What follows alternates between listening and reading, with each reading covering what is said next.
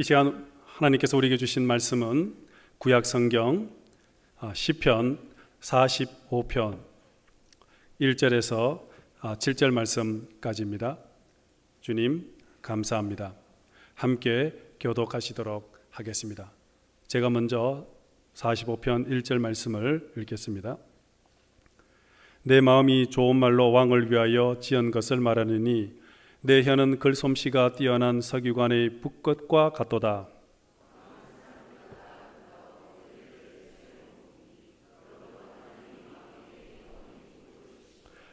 용사여 칼을 허리에 차고 왕의 영화와 위엄을 입으소서.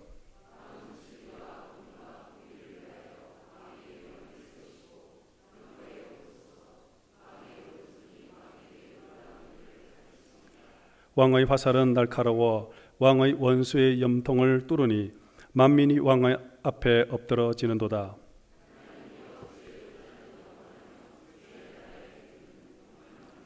같이 봅니다.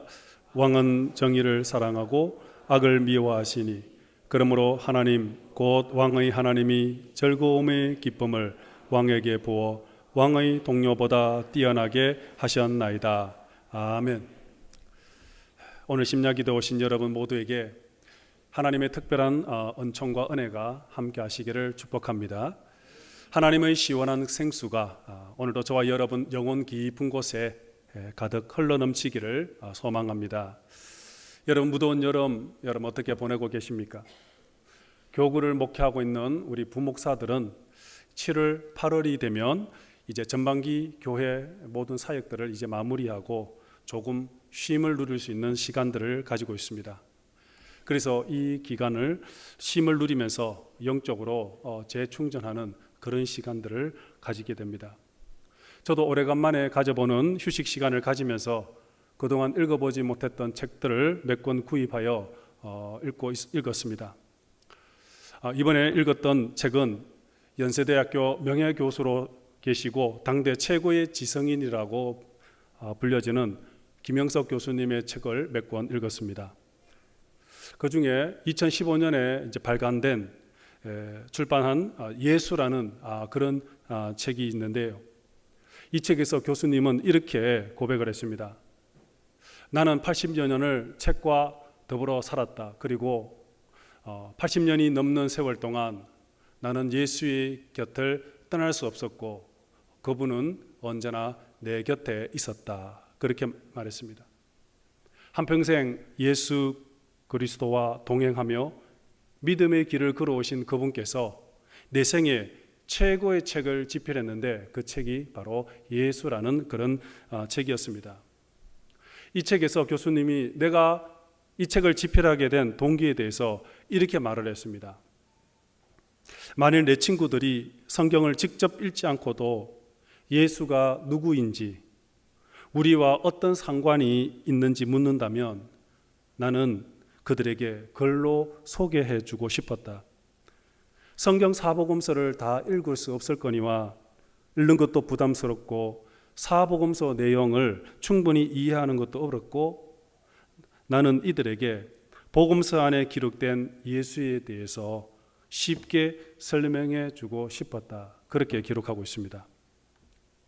교수님이 쓰신 이 글들을 읽어내려가다 보면 마치 한 편의 드라마를 보는 것처럼 때로는 2000년 전 팔레스타인 땅에서 예수님과 함께 길을 걷고 그분의 육성의 음성을 직접 듣는 것 같고 그 현장에서 함께 있는 듯한 착각에 빠질 만큼 책 속에 깊이 빠져들게 되었습니다.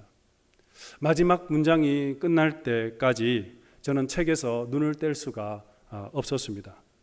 정말 누구나 쉽게 이해할 수 있도록 그리고 성경의 내용을 조금 더 허투름 없이 정확하게 기록할 만큼 교수님은 성경에 대한 깊은 통찰력과 이해력을 가지고 있었고 그리고 복음에 대한 열정, 누구보다도 주님을 뜨겁게 그리고 깊이 사랑하고 계시는 분이라는 것을 알게 되었습니다. 이분이 쓰신 책 또 다른 책 중에 우리는 무엇을 믿는가 라는 그런 책이 있습니다. 이 책에 보면 이 책 서문에도 이렇게 말합니다. 나는 교회 품에서 자랐다. 그러나 언제인지 모르게 교회를 멀리하고 있는 내 자신을 발견하게 되었다. 이렇게 서문에서 고백을 하고 있습니다. 왜 이 어른께서 80평생 예수와 함께 살아왔던 이분께서 평생 복음 전도자로서 성서 연구가로서 또 예수 그리스도와 그분의 성도를 위해서 이렇게 많은 신앙서적을 집필했음에도 불구하고 스스로 교회를 멀리 떠나게 되었다라고 이렇게 말하고 있었을까요? 실제로 이 일로 인해서 교수님은 한때 무교회주의자라는 그러한 비판을 받기도 했습니다. 요즘으로 말하면 안나가 성도, 그런 오명을 가지게 된 것입니다. 교수님은 목회자 이상으로 성경을 많이 읽었고 끊임없이 성경을 연구해왔고 또 많은 후학들에게 성경을 가르쳐 왔습니다. 실제로 성경에 대한 깊은 영적 통찰력과 해박한 지식을 가지고 있었습니다. 그래서 그분을 통해서 말씀을 배우고 교훈을 받은 많은 사람들은 교수님께 찾아와서 제가 예수님을 믿고 싶은데 어떤 교회를 찾아가는 것이 좋겠느냐는 그런 질문을 자주 받았다고 합니다. 그렇지만 그때마다 교수님은 깊은 고민에 빠지게 되었습니다. 집에서 가까운 교회를 가라고 그렇게 선뜻 소개하거나 추천해 주고 싶지만 그런 교회가 찾을 수가 없다라는 것입니다. 깊은 교회에 대한 고민이 생겼습니다. 왜 그럴까요? 교수님이 쓰신 책, 다른 책에 보면 어떻게 믿을 것인가라는 그런 책이 또 있습니다. 이 책을 읽어보면 교수님의 그 속마음을 조금 이해할 수가 있었습니다. 이 책에서 교수님은 이런 예화를 들고 있었습니다. 우리가 병에 걸리면 병원을 찾아갈 때 이때 환자들은 유능하고 훌륭한 의사를 찾아갑니다. 어떤 의사를 만나느냐에 따라 어려운 병도 쉽게 고칠 수 있고 그러나 의사를 잘못 만나게 되면 쉽게 고칠 병도 오히려 더 악화되는 경우가 있습니다. 그래서 환자들은 누구나 좋은 병원, 좋은 의사를 찾아가서 진료를 받기를 원합니다. 이렇게 말을 하고 있습니다. 여러분, 이거는 실제로 저희 교회에 황모라는 목사님이 계시는데 몇 해 전에 실수로 칼로 자기 손을 베어서 인대가 끊어지는 그런 큰 사고가 일어났습니다. 그래서 119에 실려가면서 이동하는 중에 119 구급대원들이 평촌에 있는 큰 병원으로 데리고 가겠다고 하니까 목사님은 그 병원으로 가지 말고 서울에 있는 S병원으로 자기를 데려달라고 했다고 합니다. 목사님의 생각에는 평촌에 있는 그 병원에 가면 병을 더 키울 수 있을 거라, 그래서 불안해서 그 병원에 갈 수가 없겠다는 겁니다. 그래서 가까운 큰 대학병원을 놔두고 멀리 서울에 있는 병원까지 가서 치료를 받았습니다. 실제로 금모라는 목사님도 평촌에 있는 그 대학병원은 절대 불가, 이렇게 거품을 물고 반대하기도 합니다. 여러분, 이것은 교회도 마찬가지라는 것입니다. 성도들이 좋은 교회, 좋은 목회자를 만나는 것은 인생의 최대의 축복이요 행복인 것입니다.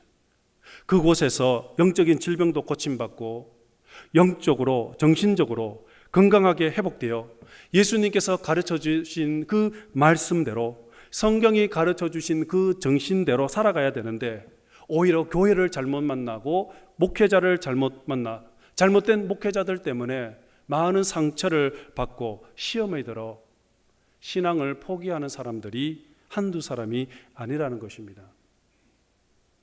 2013년도에 한국기독교 목회자 협의회가 성도들을 대상으로 한국인의 종교 생활과 의식 구조를 설문조사한 적이 있었습니다.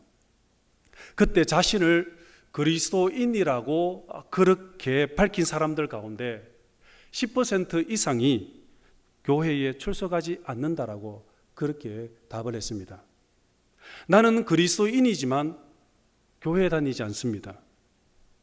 나는 성도이지만 교회에 안 나가입니다. 이 말을 거꾸로 말하면은 나는 가난한 성도다, 그 뜻입니다. 4년 전에 발표한 그 자료를 통해서 그 이후에 한국 교회에 가난한 성도 100만 시대, 그런 말이 이제 유행하게 되었습니다. 왜 이렇게 많은 성도들이 교회를 떠나게 되는 것입니까? 가난한 성도 교회 밖의 신앙이라는 책을 쓴 양희성 교수님은 성도들이 교회를 떠날 수밖에 없는 이유에 대해서 숨막힘이라고 그렇게 표현을 했습니다. 숨막힘. 다시 말하면 교회에 오면 숨이 막혀 죽을 것 같다는 것입니다. 그래서 숨을 좀 쉬기 위해서 교회에서 도망을 갔다, 그렇게 말했습니다. 교회에 오면 비상식적인 설교, 신앙의 이름으로 목회자들이 자행하는 비도덕적이고 몰지각한 그런 행동과 교회 경영, 비복음적인 내용들로 가득 찬 설교, 또 성도들과 목회자의 그런 위선적인 삶, 그리고 교회 안에서 끊임없는 다툼과 분쟁과 갈등, 크고 작은 이런 문제들이 교회 안에서 끊임없이 일어나고 있는 이 현대 교회를 보면은 더 이상 하나님이 임재하는 교회가 아니라는 그런 확신이 들기 때문에 교회를 떠나게 되었다라는 것입니다. 앞에서 제가 소개한 김영석 교수님이 썼는 책, 우리는 무엇을 믿을 것인가 라는 그 책에서도 그 책 마지막 결론 부분에 이렇게 말하고 있습니다. 오늘의 교회의 지도자들은 예수의 뜻을 역행하고 있다, 그렇게 말했습니다. 교회를 섬기는 지도자는 예수 그리스도의 뜻이 아니라 자신의 뜻과 욕망과 욕심에 따라서 교회를 섬기고 있다고 그렇게 안타까워했습니다. 그 책을 계속해서 읽어 내려가다 보면 곳곳에서 교회에 대한 안타까운 마음으로 가슴 아파하면서 한국 교회의 미래를 걱정하며 기도하는 마음으로 눈물 젖은 글들을 볼 수가 있었습니다. 복음의 능력을 잃어버리고 세상을 향하여 아무런 영향력을 끼치지 못하는 무기력한 그런 교회들을 보면서 아비의 마음으로 잘못된 길을 걸어가고 있는 자식들에게 회초리를 드는 그런 심정으로 한국 교회를 향하여 쓴소리를 그렇게 하고 있는 것이었습니다. 지금으로부터 500년 전 1517년에 기독교는 가톨릭과 개신교로 분리되었습니다. 종교개혁이라는 그런 이름으로 프로테스탄트 교회가 이제 탄생하게 되었습니다. 왜 하나님께서 피로 값주고 사신 이 교회가 종교개혁이라는 이름으로 그렇게 다시 태어나야만 했을까요? 도요토예프스키가 쓰는 책 중에 카라마조프카의 형제들이라는 그런 책이 있습니다. 그 책에 보면 그 안에 이런 내용들이 있습니다. 15세기 초에 로마 교황청은 이단자를 색출해서 그 이단자들을 화형에 처해 수만 명을 불에 태워 죽였습니다. 그러던 중에 예수가 다시 왔다라는 그런 소문이 들려오기 시작을 한 겁니다. 그래서 교황청은 급히 조사단을 파견해서 사실을 파악하고 알아본 결과 실제로 예수가 실제로 다시 왔다라는 것입니다. 2000년처럼 예수님은 똑같이 가난한 사람들을 돌아보고 병자들을 치료해주고 심지어는 죽은 사람들을 다시 살리고 그리고 하나님의 말씀을 선포하고 있더라는 것이었습니다. 그래서 교황청은 예수를 체포하여 감옥에 가두었습니다. 그리고 추기경 회의를 열었습니다. 우리가 어떻게 하면 좋겠을까? 그래서 추경단 회의에서 토의를 하고 토의 끝에 교황청은 대표자를 예수께로 보냈습니다. 자신들의 입장을 설명했습니다. 주님, 세상을 떠난 지 얼마 후에 오시지 않고 1500년이나 지난 지금 오시면 어떡합니까? 우리는 앞으로 무엇을 해 먹고 살겠습니까? 저희들을 위해서 돌아가 주십시오. 우리를 위해서 돌아가 달라는 정말 웃지 못할 그런 결정 앞에 예수님은 그냥 웃으시면서 그냥 떠났다라는 그 내용입니다. 소설에 나오는 한 장면이지만 정말 어처구니 없는 내용입니다. 자신들의 기득권을 잃어버릴까 봐 자신들을 위해서 떠나가 달라는 그 사제들의 요청은 비록 소설에 나오는 이야기이지만 어쩌면 오늘 우리 교회의 모습을 보여주고 있지 않을까, 저는 그렇게 한번 생각을 해보았습니다. 혹시 여러분들 중에 지금 당장 예수님이 왔으면 좋겠다고 생각하시는 분 계십니까?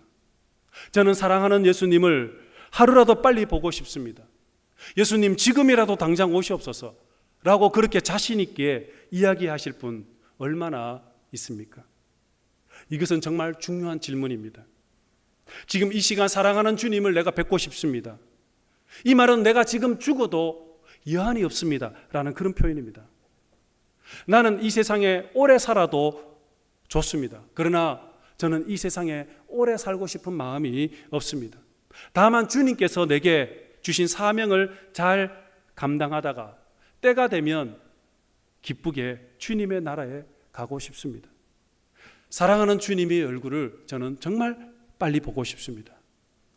나는 지금 천국에 가서 주님을 뵐 수가 있다면 제게는 더 큰 영광이요 더 큰 은혜입니다. 그러나 하나님께서 내게 생명을 연장시켜 주신다면, 그러나 내가 그것을 감당해야 될 사명이 있다는 것을 알고 저는 열심히 믿음 생활하며 맡겨주신 사명을 제가 잘 감당하다가 주님께서 부르실 때 조금 더 미련이 없이 부끄러움 없이 저는 그렇게 주님께 가겠습니다. 그런 말과 그런 뜻이라고 할 수 있을 것입니다.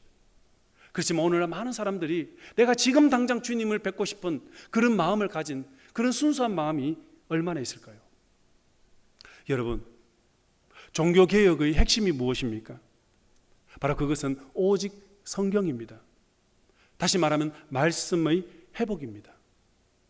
로마 가톨릭 교회가 타락했던 핵심 원인 중 하나가 바로 성도들이 직접 성경을 읽을 수가 없었다는 것입니다.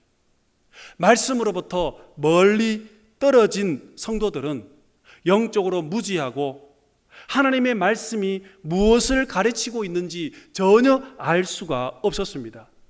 심지어는 교회가 어디로 흘러가고 있는지, 교회가 부패하고 타락하고 썩어가고 있는지조차도 몰랐습니다.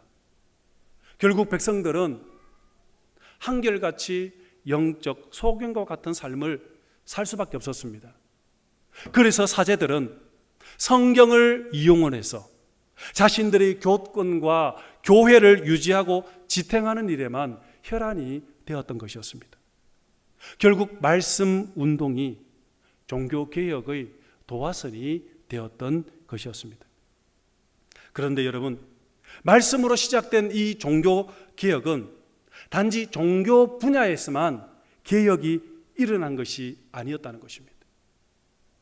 칼빈의 종교개혁은 스위스 제네바시의 정치, 경제, 교육, 건축, 예술, 문화 전반부에 그 영향력을 끼치고 그 제네바시를 완전히 바꾸어 버렸습니다. 쯔붕글리도 취리시 운영에 절대적인 영향력을 끼치게 되었습니다. 존 녹스의 종교개혁은 스코틀랜드의 그런 정치와 사회 근간을 완전히 뒤바꿔 버렸습니다. 신대륙의 그런 기초를 놓은 청교도들도 오직 말씀으로 나라를 건설하고 싶어서 신대륙을 향하여 말씀이 모범이 되는 국가를 건설하고자 그들은 총력을 그렇게 기울였던 것이었습니다. 이처럼 말씀으로 시작한 종교개혁은 교회의 개혁뿐만 아니라 정치와 사회와 문화와 교육과 경제 다방면에 걸쳐서 총체적인 개혁이 이루어지게 되었다라는 것이었습니다. 성도 여러분, 이처럼 복음이라는 것은 우리의 삶 전체를 완전히 바꿀 수 있는 능력이 있습니다. 여러분, 이 복음은 우리가 살고 있는 이 세상을 완전히 새롭게 회복할 수 있는 능력이 있다라는 것입니다. 우리 교회가 말씀으로 새롭게 거듭난다면 복음으로 새롭게 회복이 이루어진다면 그 말씀의 씨앗이 떨어지는 곳에 바로 하나님의 나라가 새롭게 회복되어질 줄로 믿습니다. 여러분, 하나님께서 우리에게 주신 이 말씀, 하나님께서 주신 이 성경은 이 성경 안에 무엇이 들어있습니까? 이 성경 안에 들어있는 내용이 어떤 내용이 있습니까? 이 성경은 하나님의 말씀입니다. 동시에 이 성경은 하나님의 말씀이면서 동시에 하나님의 마음이 담겨 있는 책입니다. 하나님의 마음은 다른 말로 하면 하나님의 비전이라고 할 수 있습니다. 즉, 이 성경은 하나님의 비전의 책입니다. 예수 그리스도를 통하여 하나님의 나라를 이룩하고자 하는 거룩한 비전이 담겨 있는 것이 바로 이 성경책입니다. 그래서 우리가 성경을 읽고 묵상하게 될 때 우리가 이 성경 안에 담겨 있는 하나님의 그 비전, 즉 하나님의 마음을 우리는 이 성경을 통해서 발견하게 될 수 있습니다. 여러분, 비전이 무엇입니까? 비전이라는 것은 바로 하나님의 마음을 보는 것입니다. 하나님의 계획을 보는 것이 비전입니다. 그래서 비전이라는 것은 단 하나밖에 없습니다.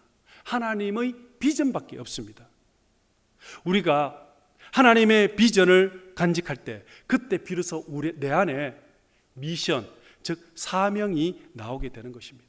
다시 말하면 우리에게는 비전이 없습니다. 나에게는 비전이 없고 저와 여러분에게는 사명만 있을 뿐입니다. 가끔씩 우리는 이런 질문을 합니다. 당신의 비전이 무엇입니까? 그렇게 우리는 가끔 질문하지만 어떤 의미에서 이 질문은 틀린 질문입니다. 당신을 향하신 하나님의 비전이 무엇입니까? 이렇게 물어야 정확한 질문입니다. 나를 향하신 하나님의 비전이 무엇입니까? 라고 할 때 그때 비로소 나를 향하신 하나님의 비전이 이것이고 나는 그때 그 비전을 통해서 내 안에 하나님의 미션, 즉 하나님의 사명이 나오게 되는 것입니다. 나를 향하신 하나님의 계획과 하나님의 뜻, 비전을 알게 될 때 그때 비로소 우리는 새로운 사명, 즉 소명이 생기게 되는 것입니다. 그래서 우리는 하나님의 비전을 위해서 나의 사명, 즉 미션을 우리가 감당하게 되는 것입니다. 그래서 비전은 어떤 의미에 있어서 하나님의 부르심이라고 말할 수 있습니다. 하나님께서 나를 부르신 것이 바로 비전입니다. 그러면 미션은 무엇입니까? 미션은 바로 하나님께서 나를 보내시는 것입니다. 하나님의 보내심의 사건이 바로 미션이라는 것입니다. 나를 부르신 그 하나님의 비전을 보고 그 비전을 가지고 보냄을 받을 때 그때 비로소 내 안에 사명이 일어나게 되는 것입니다. 그렇다면 여러분, 나를 향하신 그 하나님의 비전을 우리가 어떻게 발견할 수 있겠습니까? 무엇으로 우리가 하나님의 비전을 알 수 있겠습니까? 바로 그것이 바로 이 성경이 바로 말씀하고 있다는 것입니다. 이 성경 안에는 바로 하나님의 비전이 담겨져 있기 때문입니다. 이 성경 말씀을 통해서 나를 향하신 하나님의 비전을 우리가 발견할 수가 있다는 것입니다. 또한 이 성경을 통해서 나의 사명이 여기 안에 담겨져 있습니다. 저와 여러분들이 말씀을 묵상하고 말씀을 읽을 때 그때 비로소 하나님의 비전을 우리에게 보여주시는 것입니다. 성령님께서 우리의 믿음의 눈을 뜨게 하시고 그리고 거룩한 성령의 조명으로 하나님의 거룩한 뜻, 하나님의 마음을 보여주시는 것입니다. 그 하나님의 마음을 보게 될 때에 그 하나님의 뜻을 깨닫게 될 때 그때 비로소 나의 사명이 발견되기 시작합니다. 이사야는 성전에서 하나님의 거룩한 비전을 보았습니다. 하나님의 비전을 보는 그 순간에 나를 보내소서라는 그런 거룩한 사명이 불타오르기 시작했던 것이었습니다. 그렇다면 여러분, 성경 속에 담겨있는 이 하나님의 비전이 무엇입니까? 여러분, 우리가 성경을 읽어보면 성경의 메시지는 창세기에서부터 요한계시록까지 한 가지의 키워드를 향하여 흘러내려가고 있습니다. 예수님은 그것을 이루기 위해서 이 땅에 오셨고 우리에게 그것을 선물로 주셨습니다. 그것이 이 땅 가운데 어떤 변화를 일으키는지 우리가 볼 수 있도록 십자가를 지셨고 부활하셨고, 우리에게 말씀하신 바를 생각나게 하시려고 성령님을 보내주셨습니다. 여러분, 그것이 무엇이겠습니까? 바로 구원입니다. 예수님의 성육신과 공생애, 십자가와 부활이 모두 구원을 위한 것이었다라는 것입니다. 성경은 바로 구원이라는 이 한 가지 주제가 성경 전체를 관통하고 있습니다. 그래서 성경은 예수님에 관한 책이면서 동시에 구원에 관한 책입니다. 여러분, 이 구원을 다른 말로 번역을 하면 바로 하나님의 나라라고 할 수 있습니다. 그래서 성경은 창세기에서부터 요한계시록에까지 구원의 이야기를 하면서 동시에 하나님의 나라의 이야기를 하고 있습니다. 성경에는 하나님의 나라가 가득히 채워져 있다는 것입니다. 예수님도 이 땅에 오신 것도 바로 하나님의 나라를 회복하기 위해서 이 땅에 오신 것입니다. 여러분, 예수님께서 십자가에서 마지막 숨을 거두시기 전에 다 이루었다라고 그렇게 말을 하셨습니다. 테텔레스타이, 이 다 이루었다라는 말은 무슨 뜻이냐면 미션을 완수했다, 빚을 다 갚았다, 하나님께서 재물을 받아주셨다, 그런 뜻을 가지고 있습니다. 예수님께서 마지막 숨을 거두시면서 마지막 남긴 한마디, 내가 다 이루었다. 하나님께서 십자가에서 희생제물을 받아주셨고, 그리고 저와 여러분들의 모든 죄값을 지불해 주셨고 갚아 주셨고, 하나님의 백성들에게 구원의 은총을 다시 회복시켜 주셨다. 구원의 역사를 완성시켜 주셨다. 다른 말로 하면 잃어버린 하나님의 나라를 다시 회복시켜 주셨다. 이 모든 의미가 바로 내가 다 이루었다라는 그 한마디 안에 다 함축되어 있습니다. 여러분, 예수님께서 부활하신 뒤에 40일 동안 갈릴리 바다, 팔레스틴 땅을 걸어다니면서 많은 사람들을 만나 주셨고 또 말씀을 전했습니다. 그때 예수님께서 하신 것이 무엇입니까? 사도행전 1장 3절 말씀을 한번 보겠습니다. 사도행전 1장 3절입니다. 그가 고난받으신 후에 또한 그들에게 확실한 많은 증거로 친히 살아계심을 나타내사 40일 동안 그에게 보이시며 하나님 나라의 일을 말씀하시느니라. 아멘. 하나님의 나라를 선포했다고 했습니다. 사도행전은 부활하신 예수님께서 40일 동안 하나님의 나라를 선포하는 것으로 시작했습니다. 제자들과 성도들은 예수 그리스도와 하나님의 나라를 선포했습니다. 그렇다면 사도행전 마지막은 무엇으로 끝이 납니까? 사도행전 28장 31절입니다. 같이 보겠습니다. 하나님의 나라를 전파하여 주 예수 그리스도에 관한 모든 것을 담대하게 거침없이 가르치더라. 아멘. 이것이 바로 사도행전 마지막 절입니다. 사도 바울 선생님이 바로 하나님의 나라를 전파하는 것으로 끝이 나고 있습니다. 이처럼 사도행전은 바로 하나님의 나라로 시작해서 하나님의 나라로 끝을 맺고 있습니다. 그러나 여러분, 하나님의 나라는 사도행전에서 끝나는 것이 아니라 지금도 계속해서 이루어지고 있습니다. 성경은 하나님의 마음이 담겨 있다고 했습니다. 예수 그리스도를 통하여 하나님의 나라가 다시 회복되기를 간절히 소망하고 있다라는 것입니다. 그래서 이 일을 위해서 하나님은 사람들을 찾으시고 부르시고 그리고 그들에게 사명을 불어넣어 주셨다는 것입니다. 아브라함, 모세, 여호수아, 다윗, 베드로, 성경에 나오는 많은 인물들은 한결같이 하나님의 나라의 거룩한 비전을 위해서 부름받은 사람들입니다. 이 사람들은 자신의 야망과 자신의 일을 위해서 달려간 사람들이 아닙니다. 오직 한 가지의 비전, 하나의 사명이었습니다. 바로 하나님의 나라였다라는 것이었습니다. 하나님의 나라를 완성하는 것이 그들의 사명이었던 것이었습니다. 바로 하나님은 오늘 이 시간에도 바로 이 하나님의 비전 때문에 저와 여러분들을 이 자리까지 불러주시고, 하나님은 여러분 모두에게, 저와 여러분 모두에게, 각자에게 하나님의 나라를 보여주시고 이 하나님의 거룩한 사명들을 저와 여러분들에게 맡겨주셨다라는 것입니다.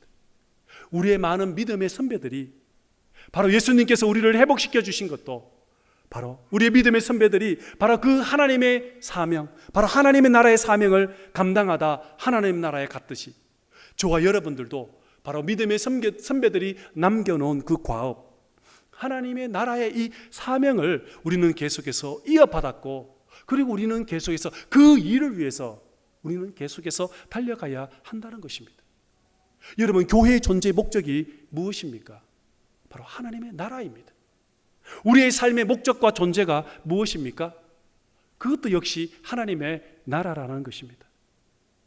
나를 향하신 하나님의 비전을 발견하고 깨닫는 사람은, 그 사람은 비전의 사람이 되는 것입니다. 이 사람은 오직 하나님의 비전을 이루기 위해서, 그 하나님의 비전을 완성하기 위해서 나의 달려갈 길과 주 예수께 받은 사명, 나의 사명을 감당하기까지 나의 생명을 조금도 귀한 것으로 여기지 아니하리라는 그 고백을 하게 되는 것입니다. 그래서 하나님의 비전을 본 사람은 비로소 하나님의 사명자가 되는 것입니다. 여러분, 우리가 예수를 믿는다는 것이 무슨 의미입니까? 그것은 하나님의 거룩한 구원의 역사에 동참하는 것입니다. 예수 믿고 복받고 천국 가는 것이 아닙니다. 우리가 예수를 믿는다는 것은 바로 하나님의 거룩한 이야기를 받아들이고 이것을 나의 것으로 삼고 하나님의 나라를 위해서 헌신하겠다라는 것입니다. 그래서 믿음은 바로 사명입니다. 구원받은 우리 모두는 바로 모두 다 사명자들이라는 것입니다. 그래서 사명자는 죽지 않는다라는 그런 말이 있습니다. 사명자가 죽는 것은 바로 나의 사명을 다했기 때문입니다. 그러나 우리가 예수를 믿고도 나의 사명을 잃어버릴 때, 그때 우리는 타락하게 되는 것입니다. 타락한 그곳에 바로 개혁이 다시 일어나야 한다는 것입니다. 성도 여러분, 저와 여러분들이 받은 사명이 무엇입니까? 우리가 받은 이 사명을 교회 안에서만 우리가 감당해야 하는 것입니까? 하나님의 나라는 이 교회 안에서만 이루어지는 것일까요? 절대 그렇지가 않습니다. 하나님의 나라는 바로 우리가 살고 있는 이 세상에, 이 땅에 바로 하나님의 나라를 건설하고 세워가야 한다는 것입니다. 저와 여러분들이 받은 이 사명은 교회 안에서 하나님의 나라가 세워질 뿐만 아니라 내 가정 안에서, 가정주부는 가정에서 하나님의 나라가 세워갈 수 있도록, 직장인들은 내가 섬기는 그 직장 안에서 하나님의 나라와 세워갈 수 있도록, 정치하는 사람들은 그 정치하는 곳에서 하나님의 나라가, 경영하는 사람들은 그 기업 속에서 바로 하나님의 나라가, 학생들은 학교에서, 내 일터에서, 내 마을에서, 내 가정에서, 교회에서 바로 모두 하나님의 나라가 세워가도록 우리 모두는 그렇게 부름을 받았다라는 것입니다. 우리는 그 사명을 우리는 감당해야 한다는 것입니다. 그것이 바로 저와 여러분들을 부르신 하나님 아버지의 거룩한 뜻, 하나님의 비전인 줄로 저는 믿습니다. 저는 여러분 모두가 바로 이 거룩한 하나님의 비전, 예수 그리스도와 그분의 나라가 이 땅에 온전히 회복이 될 수 있도록 함께 그 사명을 잘 끝까지 감당할 수 있기를 축복합니다. 오늘 읽은 이 시편 45편에 보면 누구인지 정확하게 알 수는 없지만 한 왕의 그런 결혼식 때 왕을 위하여 지은 노래가 기록하고 있습니다. 누구인지 알 수 없는 그 왕의 노래, 그 왕의 결혼식의 노래가 왜 성경 안에 들어있을까? 많은 학자들이 어떤 왕인가, 누구의 왕을 위한 노래인가 연구했지만 답을 찾을 수가 없습니다. 그러나 결론적으로는 바로 이 시편이 말하고 있는 이 노래는 바로 하나님의 나라와 그의 나라의 왕이신 예수 그리스도의 영광의 예언적으로 노래하고 있다라는 것입니다. 다시 말하면 이 땅에 메시아로 다시 오실 예수 그리스도, 만왕의 왕이신 예수 그리스도를 지금 찬양하고 지금 노래하고 있다라는 것입니다. 오늘 본문 여러분 읽었던 이 1절에 보면 이렇게 시작하고 있습니다. 내 마음이 좋은 말로 왕을 위하여 지은 것을 말하리니라고 그렇게 시작하고 있습니다. 그러나 여러분 히브리 성경을 보면은 히브리 성경 1절에 보면 이렇게 말합니다. 고라 자손의 마스길 사랑의 노래라고 그렇게 히브리 성경은 이렇게 1절을 시작하고 있습니다. 사랑의 노래라는 것입니다. 누구를 위한 노래입니까? 바로 이 땅에 오실 만왕의 왕 예수 그리스도 메시아 만왕의 왕이신 그분을 사랑하며 찬양하며 높이며 부르는 노래가 바로 시편 45편이라는 것입니다. 여러분 오늘 읽었던 이 시편 45편을 가만히 읽어보면 오늘 본문 1절에서 7절까지 말씀해 보면 매 구절마다 왕이라는 단어가 나오는 것을 볼 수 있을 것입니다. 저는 이 왕이라는 단어에 예수님이라는 이름을 넣어 보았더니 정확하게 가장 잘 어울린다는 것을 알게 되었습니다. 여러분 오늘 읽었던 이 본문을 메시지 성경으로 같이 다시 한번 읽어보도록 하겠습니다. 같이 한번 읽어보겠습니다. 예수님께서는 세상 그 누구보다 멋지신 분, 입술에서 나오는 말은 은혜 그 자체입니다. 하나님께서 예수님에게 복을 내리셨습니다. 아주 큰 복을 예수님이요 허리에 칼을 꽂으소서, 찬양 받으소서, 합당한 영예를 받으소서, 위엄 있게 전차에 오르소서, 의기양양하게 달리소서, 진리를 옆에 태우고 달리소서, 정의롭고 온순한 이들을 위해 달리소서. 예수님의 가르침은 어둠 속의 환한 빛, 왕의 날카로운 화살, 원수의 심장 꿰뚫으니 예수님의 적들이 먼지 속에 맥없이 늘부러집니다. 예수님의 보좌는 영원 무궁한 하나님의 보좌, 왕권의 홀은 올바른 삶의 척도. 예수님께서 올바른 것을 사랑하시고 그릇된 것을 미워하시니 하나님께서 향기로운 기름을 예수님의 머리에 부어 주셨습니다. 아멘. 여러분 정확하게 메시아 예수 그리스도를 찬양하는 노래인 것입니다. 예수님은 만왕의 왕으로 이 땅에 오셨습니다. 예수님은 이 땅에 구세주로 오셨지만 동시에 만왕의 왕으로 이 땅에 오신 분이십니다. 빌라도가 예수님을 심판하실 때 네가 유대인의 왕이냐라고 물었을 때 예수님은 내 말이 옳도다 그렇게 말했습니다. 예수님은 유대인의 왕일 뿐만 아니라 온 세상, 하나님이 창조하신 온 세상 온 누리의 왕이라는 것입니다. 그래서 우리는 예수님을 주님이라고 그렇게 부르십니다. 주님이란 바로 주인이란 그런 뜻입니다. 나는 예수님의 종입니다. 예수님은 나의 주인이십니다. 예수님은 나의 왕이십니다. 예수님은 온 세상의 주인이시고 다스리시는 왕이십니다. 그런 고백이 주님이라는 고백 속에 들어있다는 것입니다. 여러분, 종은 어떤 사람입니까? 종은 주인을 위해서 살아가는 사람입니다. 종은 주인이 맡겨주신 일들을 하는 사람입니다. 종의 생존권은 오직 주인에게만 달려 있습니다. 살고 죽는 것은 오직 주인의 손에 달려 있다라는 것입니다. 종은 절대 주인의 자리에 올라설 수도 없고 주인의 역할도 할 수가 없습니다. 종은 오직 주인의 말에 순종하며 살아야 합니다. 저와 여러분들은 누구입니까? 예수님은 우리의 주인이십니다. 우리는 그분의 종입니다. 지금 내가 가지고 있는 모든 것, 이것은 주님께서 주신 것입니다. 내 것은 아무것도 없습니다. 주님께서 우리에게, 주인 되시는 주님께서 내게 잠시 맡겨주신 것 뿐입니다. 우리는 그것을 위탁을 받아 사용하는 것뿐입니다. 그래서 우리는 바로 주님의 청직이라는 것입니다. 그래서 우리는 늘 주님의 청직이라는 사실을 우리가 결코 잊어서는 안 됩니다. 청직이라는 사실을 잊는 그 순간부터 내가 주인이 되고 내 마음대로 살아가게 되는 것입니다. 그때 주님은 나와 전혀 상관없는 일들이 내 삶 가운데 일어나게 되는 것입니다. 그때 주님께서 내게 찾아올 때 주님 왜 오셨습니까? 그냥 돌아가 주십시오. 그런 고백이 나오게 되는 것입니다. 내가 주인이 되는 그 순간부터 내 삶이 썩어져 가기 시작합니다.